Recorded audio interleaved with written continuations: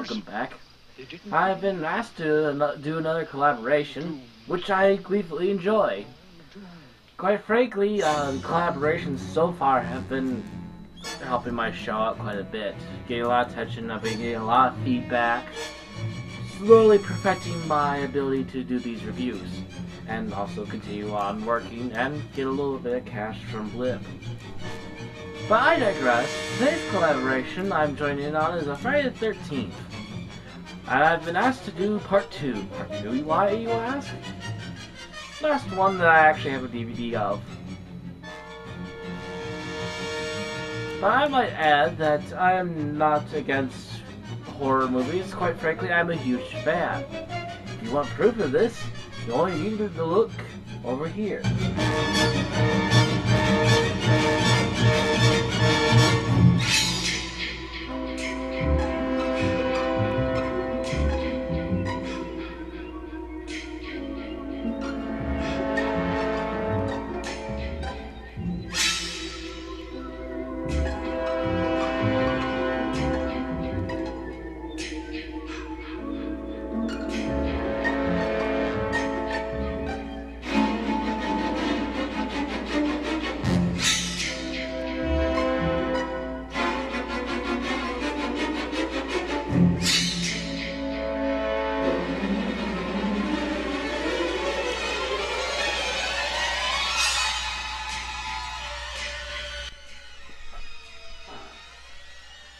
So yeah, here we are. And the only clip out of my collection you haven't seen in there is Elm Street and Halloween. Elm Street's in a box set that's not in there because it's too dang big. And Halloween, my first original horror series, is in the far back where it's being protected from sunlight. I'm a bit of a nerd that way. Yeah. Friday the 13th at least gets the protection of being at the very bottom and somewhat hidden away. But I digress. Oh man, it's one of these. Don't you just hate these clips? That was the number 2 action with Sackhead. So we begin our movie innocently enough with a kid trouncing through the water, singing. Yeah. Well, lucky for him, his mom called him in because right after he leaves, Jason steps out. Actually, to be quite fair, we don't know exactly as of yet in this movie who this is. All we know is he's got menacing music and big feet. We then pan inside to see Alice having a nightmare. Miss King, who played Alice in the first Friday the 13th, returned for this movie, but for some odd reason she was treated very poorly on set and then left. They originally had plans to use her for the entire movie, but due to the fact that she had a stalker and her manager not telling her how things ran, she was oddly felt very misplaced on the set and only got this beginning cameo. Well, anyway, Miss Alice finally gets over her nightmare, has a little talk with her family on the phone, and goes to take a shower. After the shower, she notices something just seems not right. And... oh my god, cat! Yes, cats. Cats are horrible things in movies, aren't they? Well, surely then it must just be the cat and then... oh my god! Don't do that, styrofoam head! Nah, it appears to be Mrs. Voorhees' head, and who should be there but a big giant form that will kill Alice. Or so we assume. Well, after an explosive re-entry explaining that this is part 2 of the series, we get to see the return of Crazy Ralph, who will be in this movie only a small bit, just like in the first one, but even smaller than actually the first one because, well, you'll see. Long story short, the 2 of the new kids that we see at this opening scene are part of a bunch of teenagers that are going back to Crystal Lake. All the kids eventually show up, including the girlfriend of the main character. And we also get to meet some of their characters for this movie. Most of which just generic slaughter. But hey, what's a good 80s slasher film without a bunch of kids that need to get off? Well, not long after all the teenagers are in, and after a little campfire scene, which is quite popular. Jason's out there, watching. Always on the prowl for intruders. Waiting to kill. Waiting to devour. Thirsty for young blood.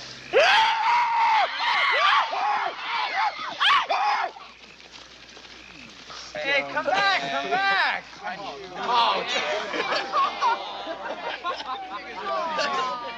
We then get to see all the kids going in to their bunks for the first night in the woods. To which we then get our second and last shot of Crazy Ralph, as he's killed by Jason with barbed wire. The next day, we come across our two opening scene teams from earlier, trying to go over to Camp Crystal Lake. To which they get stopped by Officer Winslow, who then sends them back packing. And then upon his return down the road, Officer Winslow sees another form in the forest and assumes it to be the kids from the campsite again. Of course, he gets chased, sees a little shack out in the middle of nowhere, and has to go blundering in. He gets a little bit of a sight that he didn't want to see, as he then gets a bit of a hammer to the head. Jason then, of course, turns his attention to the campers, as he should, because they're the only ones left. The first one he offs is Scott by hanging him by his feet, and then slitting his throat with a machete. He then kills off Terry, but we're not exactly sure how. By the way, nice pants.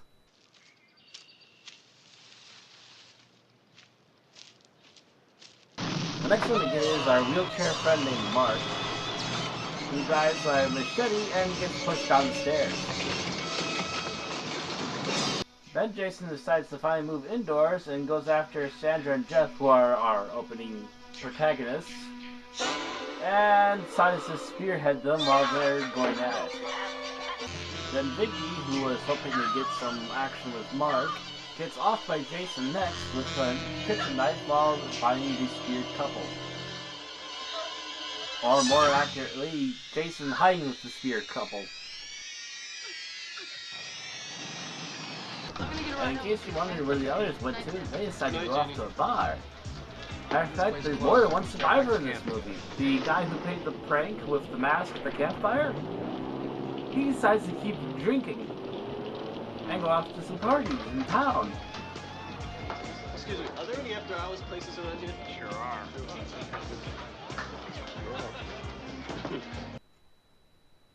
You officially have brains. Meanwhile, our main couple comes back to the campsite and finds everything dark and spooky, with the rain just beginning to stop.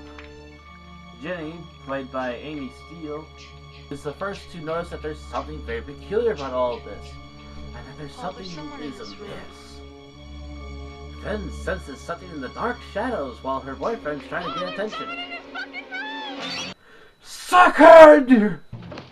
The fight continues on.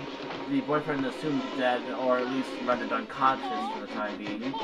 Jenny then runs out into the forest and gives Jason the slip, constantly just barely missing each other, as she also gives a little bit of a fight, but not always, because frankly she's just trying to lose him. And then trying to find a way to get back out of there. Long story short, Jenny eventually comes across Jason's cabin out in the woods. She then goes into the back room where the officer got snuffed off earlier, and realizes Jason's mother's head is back there. Jason, being the unapologetic person that he is, notices that there's lights going on in his house and decides to go investigate. Jenny, being the quick thinker that she is so far, locks the door and then decides to find Mrs. Voorhees' sweater. This is both disgusting and very clever all at the same time. Jenny does get Jason to think that she's Mrs. Voorhees. That is, until Jason remembers, wait a minute, Mommy's dead, by seeing her head behind Jenny. He then pulls up the weapon just in time to block Jenny's attack. By the way, in real life, this stunt was tried twice. The first time, accidentally cutting the Jason actor's hand and forcing him to get about 15 stitches.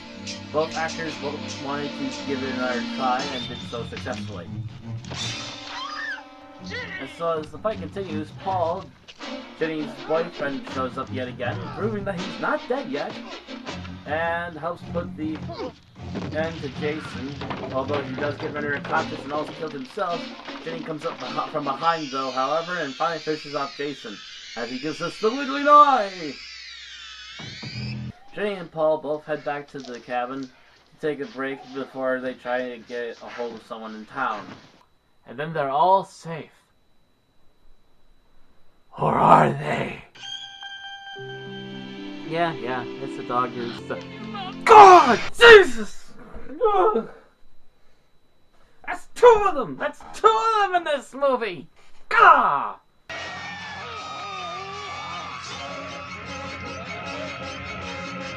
Thus, it gives us the most what the hell ending in the entire Friday the 13th series.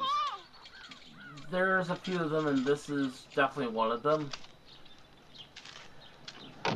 The original intent was, yes, the window jump was for real, and that the afterward was supposed to be either a dream or that Paul was dead.